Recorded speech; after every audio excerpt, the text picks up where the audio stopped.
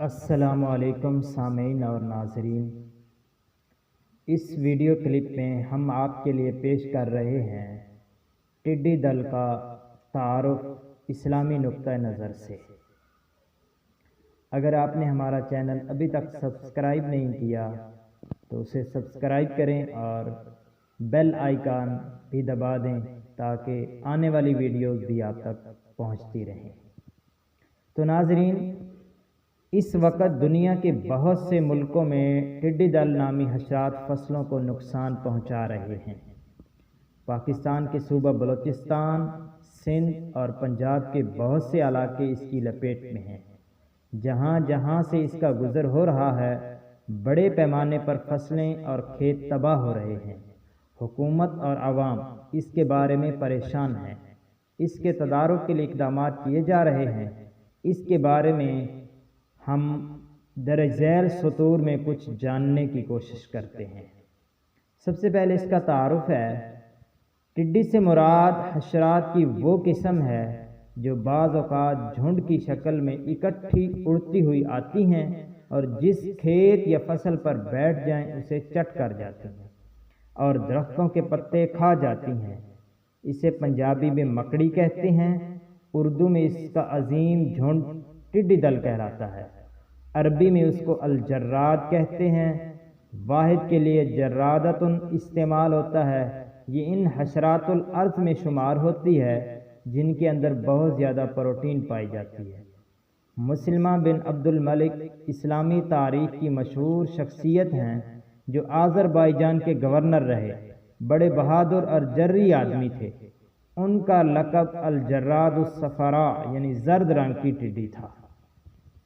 بات کرتے ہیں اس کی ساخت اور اقسام کے حوالے سے، تو اس کی مختلف اقسام ہیں جن میں دو اقسام بہت مشہور ہیں: بری جو خشکی پر رہتی ہیں اور بحری جو پانی میں بسیرا کرتی ہیں، اور بعض بڑی جسامت کی ہیں، بعض چھوٹی ہیں، بعض سرخ رنگ کی، بعض زرد اور بعض سفید رنگ کی ہوتی ہیں۔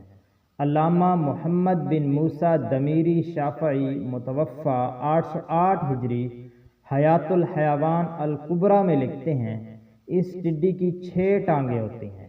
ان میں سے 2 ہاتھ سینے پر، 2 ٹانگیں درمیان میں سیدھی کھڑی ہوتی ہیں اور 2 آخر میں ہوتی ہیں۔ اس کی پچھلی 2 ٹانگوں کے اطراف میں آری کی طرح دندانے ہوتے ہیں۔ یہ ان جانوروں میں سے ہے جو اپنے سردار کے فرما بردار ہوتے ہیں اور ایک لشکر کی طرح جمع ہو جاتے ہیں۔ جب ان میں سے پہلا کسی طرف کوچ کرتا ہے تو سب اس کے پیچھے چل پڑتے ہیں، اور جب پہلا کسی جگہ اترتا ہے تو سب اتر پڑتے ہیں۔ اس کا لعاب نباتات کے لیے زہر قاتل ہے، جس حصے پر بھی پڑتا ہے تباہ کر دیتا ہے۔ یہ روزانہ 200 کلومیٹر تک سفر کر سکتی ہیں۔ ہوا کے رخ کے ساتھ اڑان بھرتی ہیں۔ ہوا کے تیز رفتار ہونے پر ان کی رفتار بڑھ جاتی ہے۔ اللہ کا ایک عذاب ٹڈیوں کی شکل میں ہوتا تھا کہ نہ جانے کہاں سے اچانک کروڑوں اربوں ٹڈیوں کے دل آ جاتے تھے۔ ناظرین، ایک اور سوال ہے کہ قرآن میں اس کا ذکر ہوا ہے یا نہیں؟ تو قرآن پاک میں اس کا 2 جگہ ذکر ہوا ہے۔ پہلی جگہ اسے لشکروں میں سے ایک لشکر قرار دیا گیا ہے۔ اللہ تعالیٰ نے اسے قوم فرعون پر عذاب بنا کر بھیجا۔ ارشاد باری تعالیٰ ہے: فَأَرْسَلْنَا عَلَيْهِمُ الطُّوفَانَ وَالْجَرَّادَ وَالْقُمَّلَ وَالضَّفَادِعَ وَالدَّمَ آیَاتٌ مُفَصَّلَاتٌ فَاسْتَكْبَرُوا وَكَانُوا قَوْمًا مُجْرِمِينَ۔ سورۃ الاعراف آیت نمبر 133۔ جب فرعونیوں کا کفر و تکبر اور ظلم و ستم پھر بڑھنے لگا تو اللہ تعالیٰ نے اپنے قہر و عذاب کو ٹڈیوں کی شکل میں بھیج دیا کہ چاروں طرف سے ٹڈیوں کے جھنڈ آ گئے، جو ان کی کھیتیوں اور باغوں کو یہاں تک کہ ان کے مکانوں کی لکڑیاں تک کو کھا گئے اور ان کے گھر ان سے بھر گئے۔ ان کا سانس لینا مشکل ہو گیا، مگر بنی اسرائیل کے مومنین کے کھیت اور باغ اور مکانات ان ٹڈیوں کی یلغار سے بالکل محفوظ رہے۔ یہ دیکھ کر قوم فرعون کو بڑی عبرت حاصل ہوئی۔ دوسری جگہ اس کا ذکر یوم حشر کے احوال کے ضمن میں آیا ہے۔ جس دن لوگ قبروں سے نکلیں گے تو وہ بڑے خوفزدہ ہوں گے اور ہر طرف بکھری ہوئی ٹڈیوں کی طرح ہوں گے۔ قیامت کی حالت کو اللہ تعالیٰ نے جراد ان سے تشبیہ دی ہے۔ ارشاد باری تعالیٰ ہے خشعاً ابصارهم یخرجون من الاجداث کأنہم جراد منتشر۔ جس روز لوگ قبروں سے اٹھائے جائیں گے تو وہ ایسے معلوم ہوں گے جیسے ٹڈیوں کا لشکر جرار جو چاروں طرف پھیلا ہوا ہے۔ حافظ ابن عساکر رحمہ اللہ نے ایک مستقل رسالہ انہی ٹڈیوں کے بارے میں تصنیف فرمایا ہے۔ ناظرین، یہ ٹڈی اللہ کی کاریگری کی ایک بڑی نشانی بھی ہے۔ حیات الحیوان الکبریٰ میں ہے، ٹڈی میں مختلف جانوروں کی 10 چیزیں پائی جاتی ہیں۔ گھوڑے کا سا چہرہ، ہاتھی کی سی آنکھ، بیل کی سی گردن، 12 سنگا کا سا سینگ، شیر کا سا سینہ، بچھو کی طرح پیٹ، گدھ کی طرح پر، اونٹ کی طرح ران، شتر مرغ کی طرح ٹانگ اور سانپ کی طرح دم ہوتی ہے۔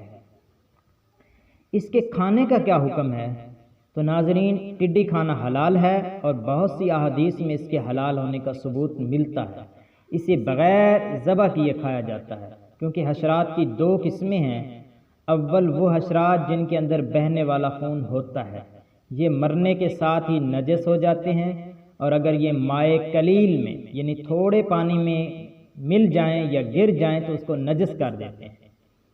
دوسرے وہ حشرات ہیں جن کے اندر بہنے والا خون نہیں ہوتا، یہ زندہ اور مردہ دونوں حالتوں میں پاک ہوتے ہیں، مرنے کے ساتھ نجس نہیں ہوتے اور نہ کسی چیز کو نجس کرتے ہیں۔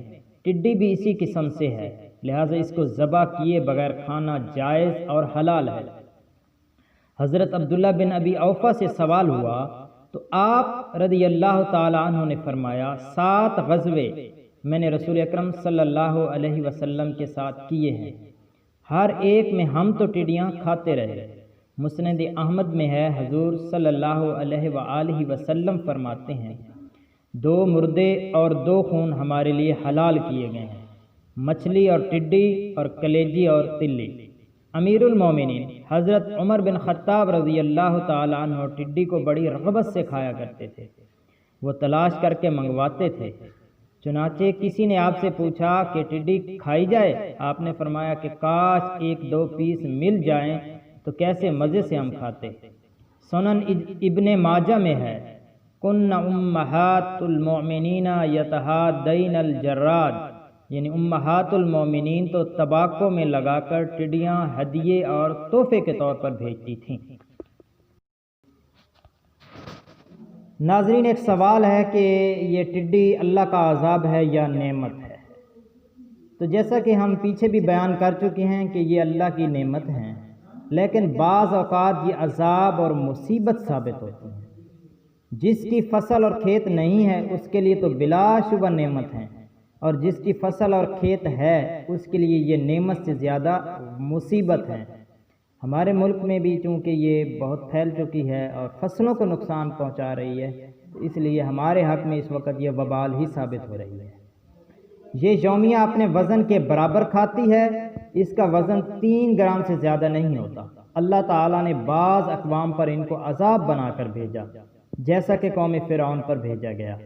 اردو ادب میں ٹڈی کے حوالے سے ایک ضرب المثل مشہور ہے کہ ٹڈی کا آنا کال کی نشانی، یعنی ٹڈی آئے تو سمجھ لو کہ آفت پڑے گا، کیونکہ یہ کھیتوں کو کھا جاتی ہے۔ شعب الایمان میں ہے، امام بہقی فرماتے ہیں کہ رسول اکرم صلی اللہ علیہ وسلم نے فرمایا ٹڈی کے پر لکھا ہوتا ہے کہ میں اللہ ہوں، میرے سوا کوئی معبود نہیں، میں ہی ٹڈی کو رزق دیتا ہوں، جب چاہتا ہوں تو اسے کسی قوم کے لیے رزق بنا کر بھیج دیتا ہوں، اور اگر چاہتا ہوں تو کسی پر مصیبت بنا کر بھیج دیتا ہوں۔ اسی لیے ایک موقع پر آپ صلی اللہ علیہ وآلہ وسلم نے ان الفاظ میں ان کی ہلاکت کی دعا مانگی ہے، اے اللہ بڑی ٹڈیوں کو ہلاک و برباد کر دے اور چھوٹی ٹڈیوں کو ختم کر دے اور ان کی بھیڑ مٹا دے اور ان کا منہ بند کر دے، تاکہ ہمارے ذریعہ معاش یعنی کھیتی باڑی کو نقصان نہ پہنچا سکیں۔ آپ صلی اللہ علیہ وسلم نے دعا فرمائی کہ یا اللہ تو ہی دعاؤں کو سننے والا ہے۔ اور ایک حدیث میں یہ بھی ارشاد فرمایا کہ تم ٹڈیوں کو ہلاک مت کیا کرو، کیونکہ یہ تو حق تعالیٰ کا لشکر یعنی فوج ہیں۔ علامہ ضمیری فرماتے ہیں عدم قتل کا حکم اس وقت صحیح ہے جب تک کھیتی وغیرہ کو نقصان نہ پہنچائیں، ان کو بلا وجہ قتل کرنا درست نہیں۔ لیکن جو ہمارے پاس صورتحال ہے، یہ فصلوں کو بہت زیادہ نقصان پہنچا رہی ہیں، ہمارے لیے تو یہ وبال ہی وبال ثابت ہو رہی ہیں، لہذا ان کو قتل کرنا، تلف کرنا جائز اور درست ہوگا۔